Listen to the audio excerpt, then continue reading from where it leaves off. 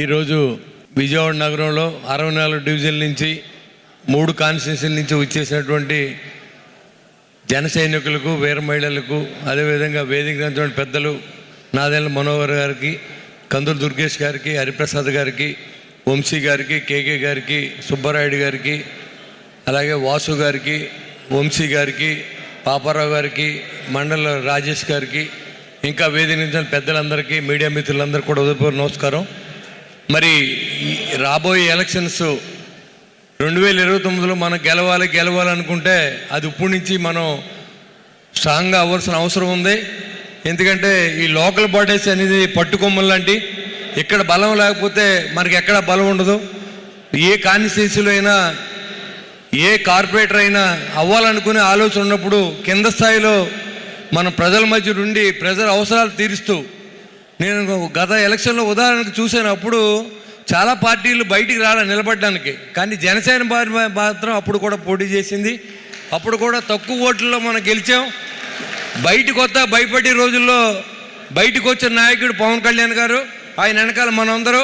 అదేవిధంగా election face చేయలేనటువంటి పరిస్థితిలో ఉన్నటువంటి రాష్ట్రంలో ముందుకు వచ్చిన పార్టీ జనసేన పార్టీ, ఏకైక పార్టీ అనే విషయంలో ఎలాంటి అనుమానం లేదు. కానీ మనం గెలిచిన తర్వాత రిలాక్స్ మోడ్లో ఉండడం, మన నాయకుడిని ఏమాత్రం ఎవరు నిందించినా మాట్లాడకపోవడం, ఇలాంటి సోషల్ మీడియాలో ఇన్యాక్టివ్ అవ్వడం కూడా జరిగింది. కారణం ఏంటంటే కొంచెం నిరుత్సాహం, మాకు పదవి రాలేదనో, రికగ్నిషన్ లేదనో, అలాంటి ఫీలింగ్స్. అంటే కూటమి ఉన్నప్పుడు జనరల్గా ఇవన్నీ సర్దుకోవాల్సిన అవసరం కోఆర్డినేషన్ కమిటీ కానీ, పవన్ కళ్యాణ్ గారికి కానీ, అదేవిధంగా చంద్రబాబు నాయుడు గారికి కానీ, నరేంద్ర మోడీ గారి సంబంధించిన బీజేపీ కానీ, వీళ్ళందరికీ కూడా ఇబ్బంది ఉంటుంది. ఒకే చోట ముగ్గురిని అపాయింట్ చేయలేరు. కాకపోతే ఎవరి పార్టీ రిప్రజెంటేషన్ వాళ్ళకు ఉంటుంది. అదేవిధంగా వాళ్ళు ఉన్నారు కదా అని మన రిలాక్స్ మోడ్లోకి ఎప్పుడు వెళ్ళొద్దు. ఖచ్చితంగా మనకి ఇదివరకు పోటీ చేసాం.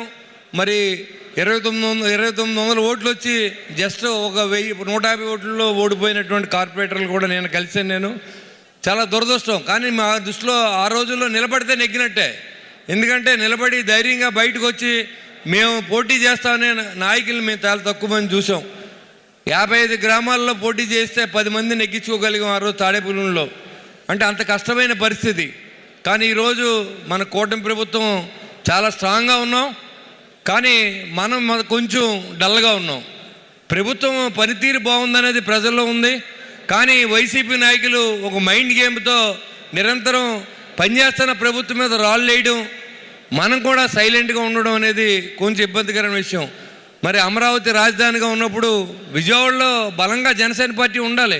ఎందుకంటే ఎక్కడి నుంచి, ఇటు శ్రీకాకుళం నుంచి కానీ, అటు చిత్తూరు నుంచి కానీ ఇక్కడికి వచ్చినప్పుడు మన నాయకులు ఎవరంటే ఇప్పుడు చెప్పడానికే ఎవరికే చెప్పలేని పరిస్థితుల్లో పార్టీని తీసుకెళ్ళకూడదు. కాబట్టి ఇక్కడ బలంగా ఉండాలి. మెయిన్ ఈ 64 డివిజన్లో మనకి ఎంత రేషియోలో ఎక్కడ బలంగా ఉంటాం అనేది అది పార్టీ నిర్ధారణ ప్రకారం, కూటమి ధర్మం ప్రకారం ఏదైతే మన పెద్దలు కానీ, కోఆర్డినేషన్ కమిటీ కానీ తెలియజేస్తూ ఉందో, మరి దానికి కట్టుబడి మనం ఖచ్చితంగా 100% 21 మంది ఎమ్మెల్యేలు గెలిపించుకున్నారు. పవన్ కళ్యాణ్ గారు 2 ఎంపీలు గెలిపించారు. రాజ్యసభలో స్థానం సంపాదించావు. ఎమ్మెల్సీలుగా మనం 2 ఉన్నామంటే దానికి ఆయన కష్టం, ఆయన ఎంత ఇబ్బంది పడ్డారో ఆయన కూడా ఉన్న మనోహర్ గారు కానీ, మరి ఆ రోజు ఉన్నటువంటి నాయకులు ఎన్ని కష్టాలు పడ్డారనేది ఆయన బాగా తెలుసు. పోలీసులు పెట్టిన ఇబ్బందులు కానీ, ఇక్కడ ఇదే విజయవాడ రాకుండా చేసినప్పుడు రాత్రులు రోడ్ల మీద పడుకున్నప్పుడు మనోహర్ గారిని, మరి కళ్యాణ్ గారిని ఎక్కించి వాళ్ళు ఎన్ని ఇబ్బందులు పెట్టారో జీప్ ఎక్కి తీసుకెళ్ళినప్పుడు ఇదే జన సైనికులు ఎలాంటి తిరుగుబాటు చేసి బయటికి తీసుకొచ్చారని నాకు బాగా తెలుసు. కానీ ఈరోజు మనం నిర్లిప్తగా ఉన్నాం. అలా ఉండొద్దు. అమరావతి రాజధాని అయినప్పుడు విజయవాడలో బలంగా ఉండాలి. మనం ఎంత బలంగా ఉండాలంటే మన నాయకత్వం ఉన్న మన కార్యకర్తలే మన బలం ఎప్పుడు కూడా. కాకపోతే ఏంటంటే ఇప్పుడు కమిటీలు వేసుకుంటాం, ఇన్ఛార్జీలు ఉంటారు, వార్డులో కార్పొరేటర్లు అవుతాం, రాబోయే రోజులు ఎమ్మెల్యేలు అవుతాం, కృష్ణా జిల్లా నుంచి ఇంకా ప్రాతినిధ్యం పెంచుకుంటాం.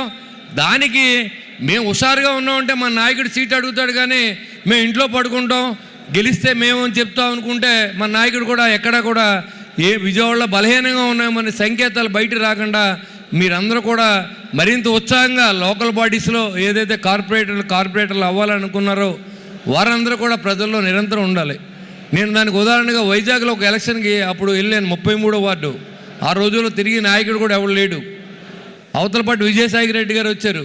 జీకే అని ఒక కుర్రోడు ఒక 3 సంవత్సరాల నుంచి ఒక ఆఫీస్ పెట్టి అక్కడ రేషన్ కార్డుల విషయంలో కానీ అక్కడ ఉన్న ఇబ్బందులు కానీ ఫేస్ చేసి జనసేన జెండా పట్టి ఆ రోజు ఒక్కడే తిరిగాడు. కానీ అతను ఒక్కడే నెగ్గాడు అక్కడ. మళ్ళీ ఆ ప్రాంతంలో ఆ రోజు అతను నెగ్గాడు. అంటే ఆయన సర్వీస్ డబ్బులు కూడా ఇవ్వాల.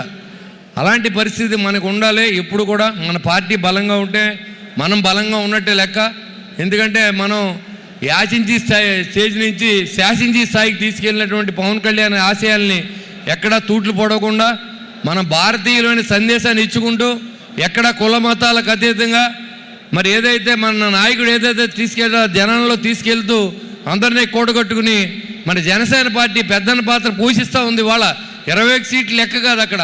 ఇవాళ జనసేన పార్టీ లేకపోతే కూటమిని కలిపి నాయకుడే లేడు ఇవాళ పవన్ కళ్యాణ్ లేకపోతే. ఆ విషయాన్ని మనం ప్రౌడ్గా చెప్పుకోవాల్సిన అవసరం ఉంది. ఒక జనసేన పార్టీ నాయకుడికే భారతదేశంలో కాదు ఇతర దేశాల్లో కూడా గుర్తింపు ఉంది పవన్ కళ్యాణ్ గారి గురించి. ఎక్కడికి వెళ్ళినా జనసేన అంటే మనల్ని ఆదరిస్తారు. కానీ ఉన్న పార్టీలు చాలా సంవత్సరాలుగా ఉన్నప్పుడు కూడా జనసేన పార్టీ మన నాయకుడికి ఉన్న ఫేమ్ని మనకి ఆయన దానం చేశాడు.